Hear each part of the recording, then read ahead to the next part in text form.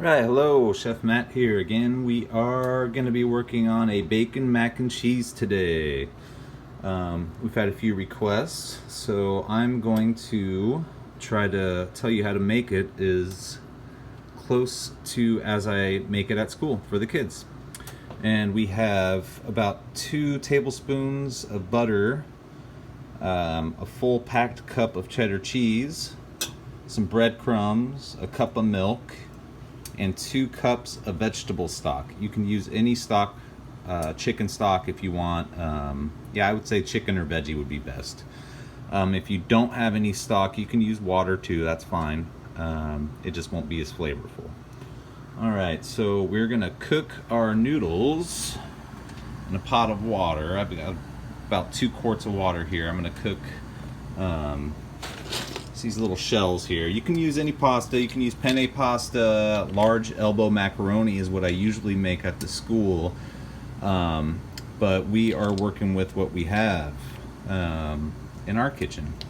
So I'm gonna cook this pasta for about 9 minutes, 7 to 9 minutes. Taste it. You can cook it till it's a little al dente, and then I got my oven preheating, and we'll go from there. Alright, while the noodles are cooking, we're going to be making our sauce. And I'm just going to add that few tablespoons of butter. You can put more if you want. Doesn't matter to have more butter, it won't hurt. And then I'm going to add our vegetable stock.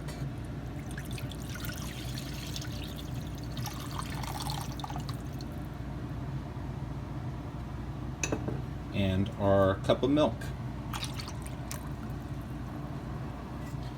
So what we're going to do is just cook this till it heats up, all the butter's melted, and you kind of start to see the it kind of boil a little bit, a mild boiling, and then I'll show you what to do from there. Okay, so our sauce is starting to boil here a little bit. I'm going to turn it down just a little bit, and we're not going to add our cheese yet, because if we do that now, it's going to be clumpy, and normally you would make a traditional roux to thicken the sauce. But I do things a little differently just because it makes it a lot quicker. I'm going to use a slurry. It's called a slurry. And I'm going to put, I got about half a cup of water here. I'm going to add 2 tablespoons of cornstarch. And the water's got to be cold. I'm just going to mix that in good.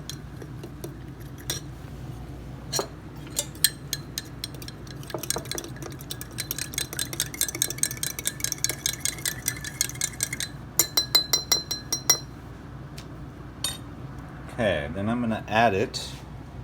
I'm not going to add the whole thing yet. I'm basically just going to add about half of it.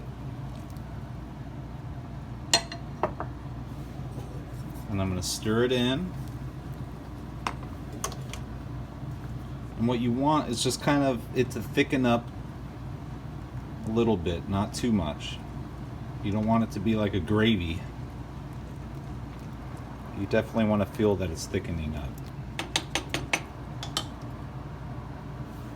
So what really activates it is when you bring it back up to a boil again.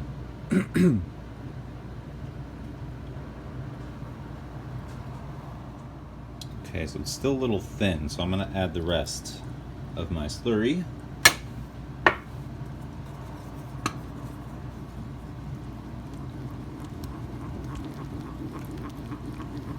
Just stir it in good.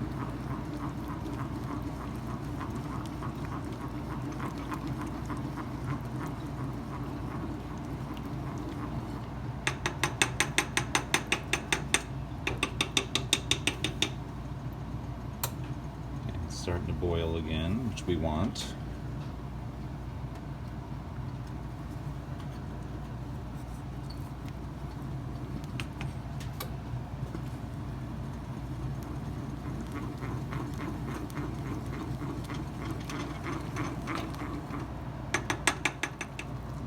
Okay, now that it's back up to a boil, I turned off my burner.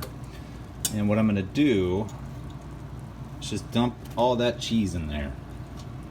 And then, again, it was about a cup of cheese, packed cup. I'm just going to stir that in. Okay, so my cheese is melted in. I actually ended up adding another half cup of shredded cheese. I use cheddar again.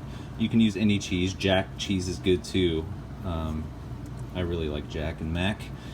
And now it's pretty good. Still a little thin, but I'm gonna leave it that way. And for that reason is because I'm gonna pour half of this mixture in to my drained noodles, and I'm gonna reserve the rest. So I'm just gonna mix it all in.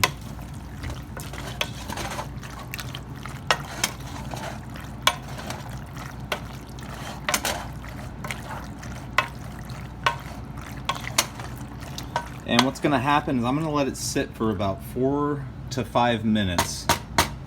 And those noodles are gonna soak up a lot of that sauce. And then I'm gonna add the rest of our sauce and mix it again. Okay, so while we're waiting for the noodles to soak up that sauce, I'm gonna take the breadcrumbs that I made earlier, and I'm gonna add some olive oil to it. You can add melted butter too if you want, that's fine. I'm gonna add a pinch of salt.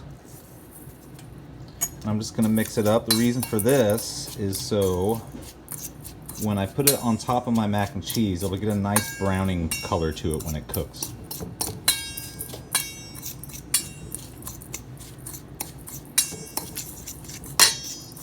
Sorry, I'm trying to do this one-handed. Okay, breadcrumbs are ready. And we have a, if you don't know this about me, I am a vegetarian. So what I've done is made some vegetarian bacon. At home, if you're making bacon and the kids want it on their mac and cheese, my technique is I cook it at 325 degrees on a sheet pan with parchment paper for about 12 minutes, flip the bacon over, and cook it for another 8 to 10 minutes. And then you can check on it and just kind of, some people like their bacon more crispy, some like it a little not so crispy. And then I'll show you how to apply it when we finish our mac and cheese. Okay, our noodles have been soaking up that sauce for about 5 minutes. I'm gonna pour the rest in now.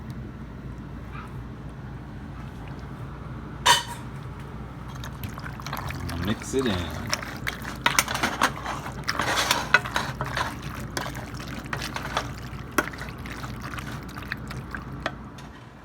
Okay, so now we're going to transfer it to our baking dishes. And I made a lot. This will make enough to where you can store some in the fridge if you want.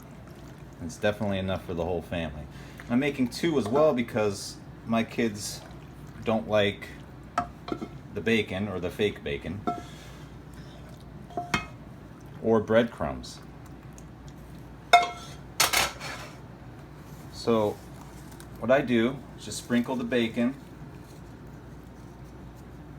on top.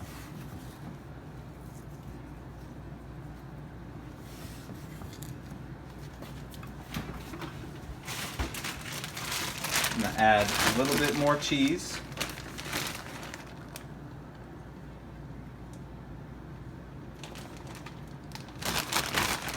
To both of them.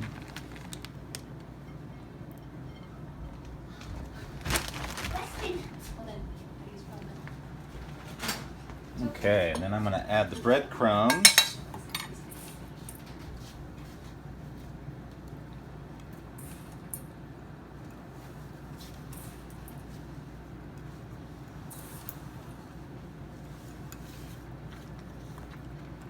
Just gonna press it down just a little bit.